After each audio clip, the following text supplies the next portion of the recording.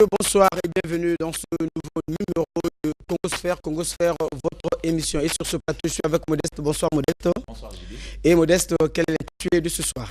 Voilà, JD, il faut dire aux téléspectateurs que ce soir, nous allons parler du processus de pacification du département du Pôle. Et pour en parler, nous avons un invité sur ce plateau. Et l'invité n'est pas connu de tout le monde. Il s'agit bel et bien de Christ-Antoine Walembo. Il est membre de la coordination de la mise en œuvre des orientations du 3 octobre 2017. Bonsoir, monsieur. Bonsoir, JD. Est-ce qu'on peut dire que les orientations du 3 octobre 2017 connaissent une avancée significative? Mais oui, puisque vous avez dû suivre le reportage vendredi dernier de l'arrivée des ninjas sur le site de Kinkala. Ça, c'est une manifestation concrète et une preuve indéniable de la volonté des ninjas à saisir la main tendue du président de la République et au travers les orientations du 3 octobre 2017. Vous vous en souviendrez qu'à cette occasion, le président avait reçu les notables et les sages du Pôle et s'était engagé à reprendre en main ce dossier et en affirmant, entre autres, que les ninjas pouvaient sortir en toute sécurité, que personne ne sera arrêté, personne ne sera tué et que les armes seront rachetées. Donc là, le vendredi dernier, et donc la première vague de ninjas est arrivée sur le site de Kinkala. Donc c'est bien la preuve que la parole du président n'a pas été dépréciée. Très bien, Président. Puisque vous êtes en train d'en parler, chers téléspectateurs, nous vous proposons de suivre effectivement ce reportage sur la sortie des ninjas. Regardez.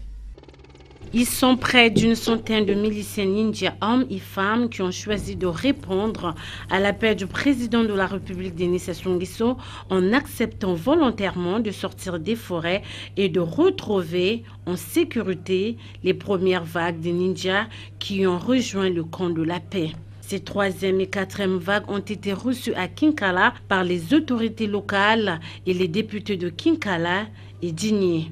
Pour ces jeunes, restés longtemps en forêt, il est question de retrouver définitivement le dos à la violence et de vivre en paix dans le département du Pôle. Aujourd'hui, Monsieur le Président Denis Sassou Nguesso nous a tendu la main.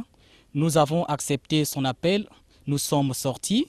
Et là, nous attendons ce que Monsieur le Président doit décider pour nous. Présent également à Kinkala, Christ-Antoine Walembo, cadre du Pôle, a affirmé que ses efforts de ramener les ninjas sur la voie de la paix vont se poursuivre.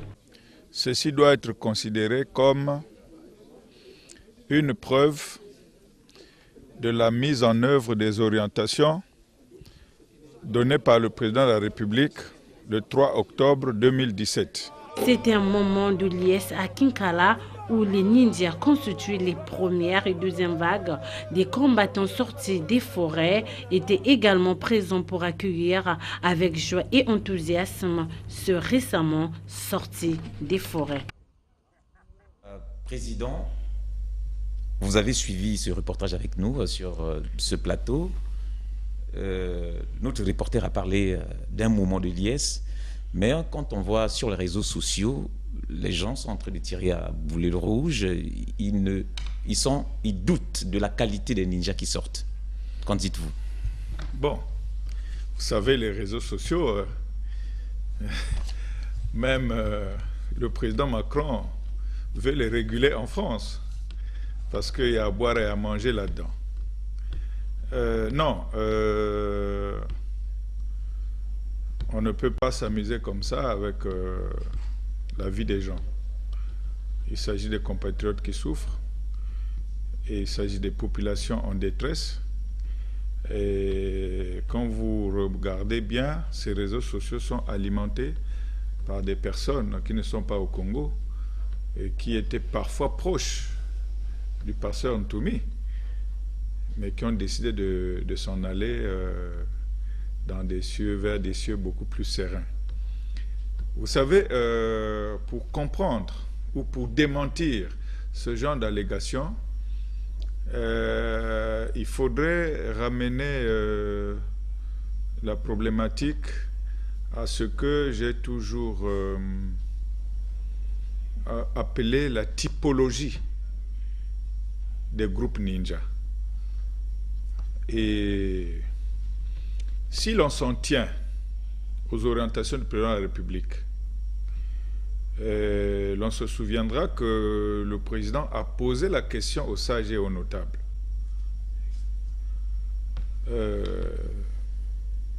Êtes-vous en mesure de faire sortir vos enfants? Savez-vous où peut-on les trouver? Vous voyez? Oui. Hein, ces deux questionnements ont amené la cellule de coordination à s'organiser en vue d'appuyer le travail des notables et des sages qui avaient pris des engagements devant le président de la République. Donc, la sensibilisation a été faite sur les fondements des contacts directs avec les groupes armés. Voyez-vous? Donc, à partir de ces contacts, on a pu évaluer la nature des combattants, leur détermination à sortir, ou alors leur détermination à ne pas sortir. Voyez-vous? Donc, ceux qui sont sortis, ce sont bien les ninjas, n'en déplaise aux turiféraires qui ergotent dans les réseaux sociaux. Ce sont des ninjas puisque il y a eu d'abord un processus d'identification par les experts de la force publique. Ne vient pas sur le site qui veut. Et vous me donnez ici l'occasion d'expliquer comment cela se passe. Donc, lorsque les personnes que nous envoyons en direction des groupes armés ramènent les fiches qui sont la preuve exigée par l'armée de la volonté du ninja à sortir, bien, il y a une autre étape. Il s'ensuit donc l'étape de l'identification de ce ninja, et qui n'est pas faite par les facilitateurs que nous sommes. Et ça sera fait par ce sont des officiers de l'armée, de la police, de la gendarmerie, qui vont à la rencontre de ces groupes et qui procèdent à des interrogatoires, puisque même les armes sont rachetées par l'armée. C'est à l'armée qu'on remet les armes. Alors, vous voyez, ces personnes-là sont armées, représentent toute la nomenclature des ninjas, elles sont interrogées. Quel est votre chef de curie? Vous venez de quel village? Vous étiez sur quel front? Comment avez-vous eu cette arme? Voyez-vous, il y a une enquête qui se fait, une enquête minutieuse. Ce n'est qu'après cela que l'armée valide la qualité de ninja qui souhaiterait regagner le site. Donc tout ce que vous avez vu là, on fait l'objet d'interrogatoires, on fait l'objet d'investigations. Et donc ceux qui disent le contraire, simplement, ce sont les ennemis de la paix, parce qu'ils pensaient que la parole du chef de l'État ne serait pas écoutée. Voilà, président, vous parlez des ninjas qui sortent des forêts, ils sortent par vagues. Mais pourquoi il y a certains ninjas qui ne sortent pas, ils sortent par vagues? Et pourquoi il y a une vague, une deuxième vague, une troisième vague? Comment ça se passe? Bien, voilà.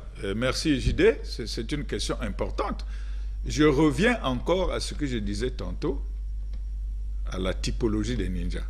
En fait, les contacts nous ont permis d'établir qu'il y a 3 catégories de ninjas. Les volontaires oui, qui, sans préalable, ont décidé de saisir la main tendue du président de la République. OK? les attentistes qui ont affirmé, bon, on n'est pas très sûr, l'armée est encore là, on s'est battu avec elle hier, nous irons dans des sites, ce sont les mêmes militaires qui vont nous garder, pendant ce temps nous sommes désarmés. Non, nous on attend d'abord. On attend que ceux qui vont sortir arrivent à destination, qu'on ait les échos qui sont bien traités. À ce moment-là, nous, on va aussi sortir. Donc ça, c'est le deuxième groupe. Il y a un troisième groupe, il ne faut pas se le cacher, qui conditionne la sortie au sort réservé aux passeurs de Ils l'ont bien dit. C'est-à-dire les lionceaux vont sortir, mais que deviendra le lion? Parce que si le lion reste, il peut fabriquer d'autres lionceaux. Nous, pour sortir, il faut qu'on sache ce que va devenir le passeur Toumi. Donc, voilà, ça c'est une réalité. Et la preuve, ceux-là ont tout fait ou mettent tout en œuvre pour empêcher les volontaires à regagner les sites. Nous avons beaucoup de cas de figure, ce n'est pas la peine de revenir là-dessus, mais dites à ceux qui doutent de la nature ou de la qualité des ninjas qui sont sur le site de Kinkala, d'aller vérifier. Vous savez que moi-même, j'ai été dans ce milieu pendant 5 ans. J'étais le directeur de cabinet. J'ai géré ce monde-là, administrativement, disais-je. Je l'ai aussi géré politiquement, puisque j'étais le secrétaire général du parti. Je les connais. Je connais. Donc, ceux qui parlent, en fait, ce sont des gens de mauvaise foi. Autour du reverend ou dans cette problématique, il y a peut-être 5000 ou 8000 ninjas. Je pense. Il y en a effectivement qui sont célèbres. Mais là-bas également sur ce site, vous pouvez trouver là-bas des ninjas célèbres. Hein, comme les Souzov, les Gildas qui étaient avec l'Askipik. Là-bas, vous trouvez là-bas les gars de corps de Gozardio et ceux qui étaient même dans la sécurité rapprochée du reverend. C'est des gens que je connais. Donc ceux qui parlent sont de mauvaise foi, qu'ils viennent constater sur le site que les ninjas qui sont sortis ont été dûment identifiés, interrogés, les armes détenues par des VRE ont été rachetées par l'armée et les rotations d'hélicoptères ne sont pas financées par Walembo ou par la cellule de coordination. Président, vous pensez que l'armée va engager une opération sans s'assurer que ceux qui sont dans les aéronefs ou dans les hélicoptères sont bien les personnes concernées? Ça, voilà. Ce sont des histoires.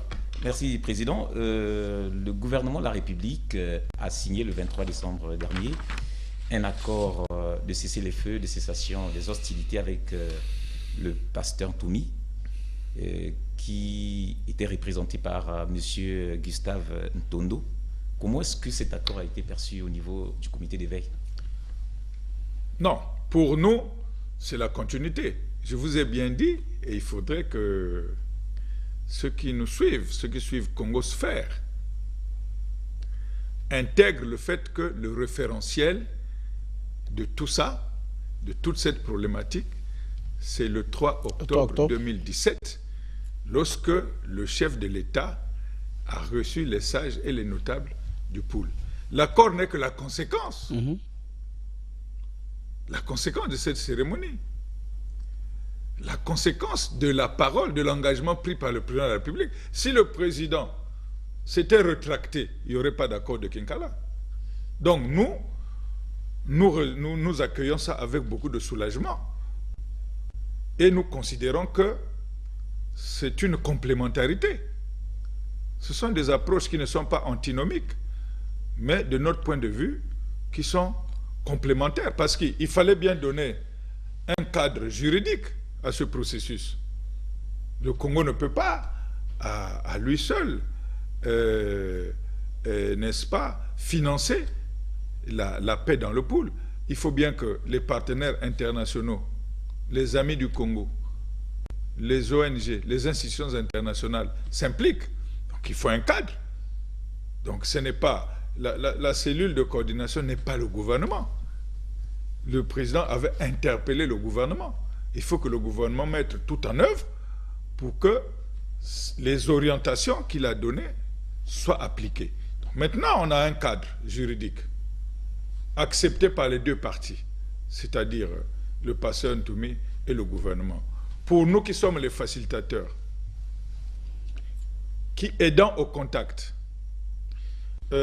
qui sensibilisons sur l'intérêt de ramener la paix dans le pool, mais c'est un soulagement, surtout que l'accord consacre le cessez-le-feu.